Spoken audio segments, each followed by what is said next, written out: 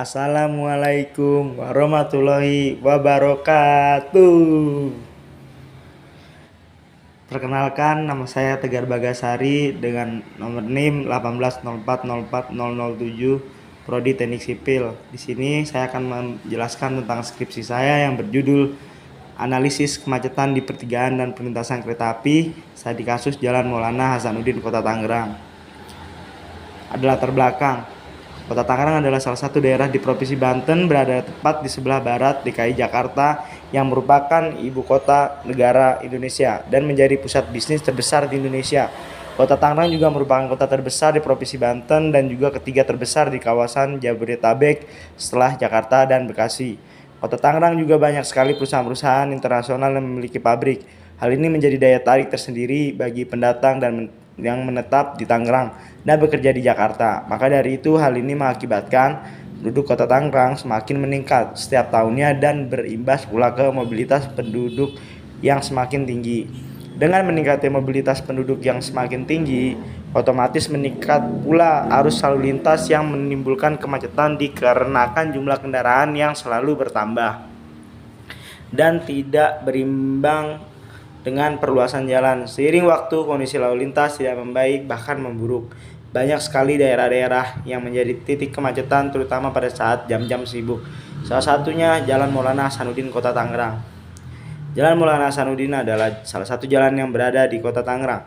Jalan tersebut biasa menjadi jalan alternatif yang menghubungkan antara Kota Tangerang menuju Jalan Daan Mogot, Jakarta Barat, yang merupakan jalan utama penghubung antara Kota Tangerang ke DKI Jakarta. Jalan Maulana Hasanuddin sering menjadi jalan alternatif bagi orang-orang yang memiliki pekerjaan di Jakarta namun tetap tinggal di Kota Tangerang. Maka dari itu sering terjadi kemacetan pada jam-jam sibuk. Di jalan tersebut, di sekitar Jalan Maulana Hasanuddin terdapat stasiun kecil yang menjadi salah satu faktor kemacetan. Rumusan masalah. Berdasarkan dengan permasalahan yang ada, maka rumusan masalahnya adalah: 1. Berapa jumlah kuantitas alur jalan setiap harinya pada Jalan Maulana Hasanuddin? Apakah rata-rata volume lalu lintas hariannya sesuai kapasitas jalan tersebut? Batasan masalah. Untuk menghindari ruang lingkup penelitian yang sangat luas, maka penelitian terhadap jumlah dan jenis kendaraan yang melintasi Jalan Maulana Hasanuddin ini hanya dilakukan pada jam-jam tertentu. Penelitian hanya akan dilakukan di Jalan Maulana Hasanuddin terkait dengan jumlah volume lalu lintas harian rata-rata, hambatan samping yang ada di sekitar jalan tersebut. Manfaat penelitian: memberikan sumbang pikir terkait data dan informasi tentang keadaan lalu lintas di Jalan Maulana Hasanuddin sesuai dengan Manual Kapasitas Jalan Indonesia 1997 atau MKJI. Memberikan masukan dan pertimbangan kepada pemerintah, khususnya pengelolaan sistem transportasi dalam menentukan kebijakan pengelolaan sistem transportasi agar lalu lintas di Jalan Maulana Hasanuddin menjadi optimal. Sini ada lokasi, waktu, dan penelitian. Lokasi penelitian ini terletak pada pertigaan Jalan Maulana Hasanuddin.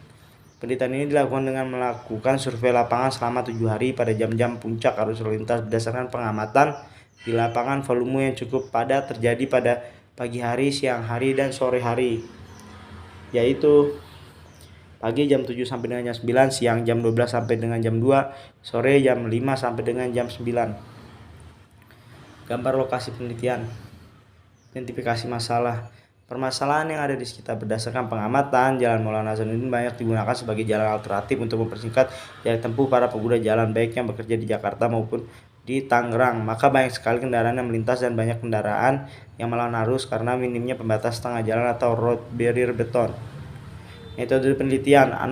Alat yang digunakan dalam penelitian itu ada kamera, aplikasi penghitung kendaraan, meteran, dan alat tulis kantor. Teknik analisis data. Metode analisis yang penulis gunakan adalah analisis statistik, yaitu dengan menarik kesimpulan berdasarkan pengumpulan data, pengolahan data, dan pengumpulan dan analisis data dilakukan dalam bentuk numerik untuk mengetahui kapasitas jalan berdasarkan waktu pengamatan yang dilakukan. Dikelompokkan berdasarkan jumlah kendaraan yang melintasi jalan. Di sini ada tahapan penelitian, yaitu dari mulai persiapan, pelaksanaan survei dan pengumpulan data, baik data primer maupun data sekunder, penginputan data, proses analisis, hasil analisis, lalu selesai. Di sini ada rumusan masalah. Di sini terdapat tabel dari volume kendaraan pada hari Senin, tanggal 4 Juli 2022 arah dan Mogot.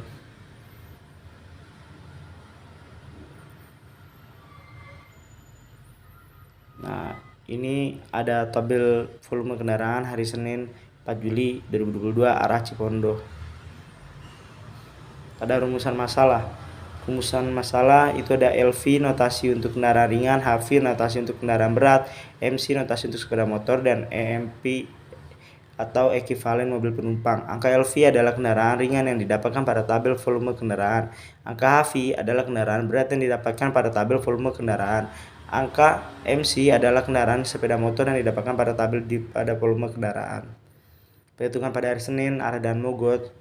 Satuan mobil penumpang per jam 7 sampai dengan jam 9, LV dikali EMP LV sama dengan 1576 LV dikali 1 ketetapan dari MKJI sama dengan hasilnya 1576 SMP per jam. HV dikali EMP HV sama dengan 200 dikali 1,2 sama dengan mendapatkan hasil 240 SMP per jam. MC dikali MP MC sama dengan 5490 dikali 0,25 sama dengan 1372,5 SMP per jam. Jadi total dalam SMP per jam didapat 1576 ditambah 240 ditambah 1372,5 dan mendapatkan hasil 3188,5 SMP per jam. Perhitungan pada hari Senin arah Cipondo SMP per jam dari jam 7 sampai dengan jam 9, LV dikali MP LV sama dengan 1284 dikali 1,00 sama dengan 1284 SMP per jam. HV dikali MP HV sama dengan 226 dikali 1,2 sama dengan 271,2 SMP per jam. MC dikali MP MC sama dengan 6038 dikali 0,25 sama dengan 1509,5 SMP per jam. Jadi total dalam SMP per jam didapatkan hasil 1284 ditambah 271,2 ditambah 1509,5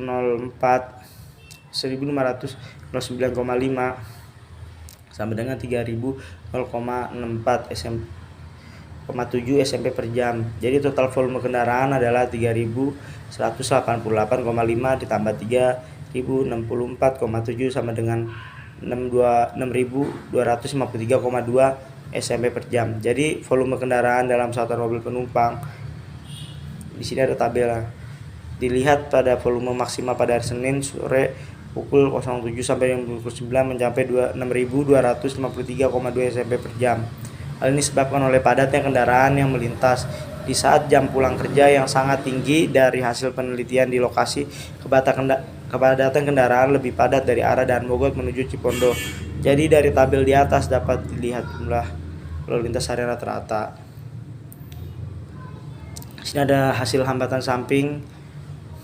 Pada hasil analisis tabel kelas hambatan samping di atas didapat bahwa pada hari Senin termasuk dalam kelas hambatan samping yang tinggi. Hambatan samping yang tinggi pada hari Senin itu mencapai 3238 kejadian.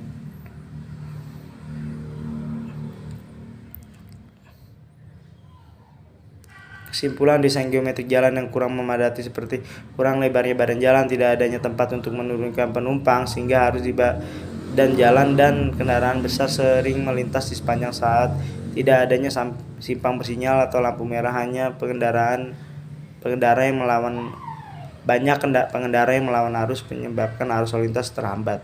Jalan Maulana Hasanuddin masuk dalam jalan lokal, jalan umum dengan kemampuan lalu lintas jarak pendek biasanya digunakan oleh kendaraan umum lokal untuk menghubungkan pusat kegiatan lokal dengan sejumlah kendaraan yang di daerah sekitarnya. Jalan ini juga digunakan sebagai jalan multimoda transportasi. Jalan ini juga digunakan sebagai alternatif sehingga dapat mempersingkat jarak tempuh sehingga banyak yang melintasinya. Tanpa adanya kebijakan dan pengendalian lalu lintas dan lingkungan akan menyebabkan ketidakteraturan. Saran berdasarkan hasil penelitian yang dilakukan peneliti berikut saran yang dapat diberikan terhadap Jalan Maulana Hasanuddin, yaitu pertama, meningkatkan jumlah penduduk setiap tahunnya terus bertambah dan juga juga tidak diimbangi dengan bertambahnya kebutuhan terhadap moda transportasi.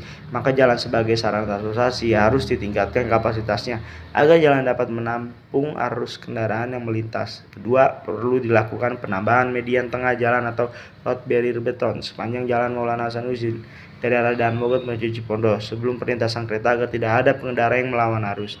3. Perlu dilakukan rekayasa lalu lintas dan juga membatasi kendaraan berat yang melintasi jalan tersebut agar tetap melewati jalan arteri. Sekian presentasi dari saya. Terima kasih. Wabillahi taufiq wassalamualaikum warahmatullahi wabarakatuh.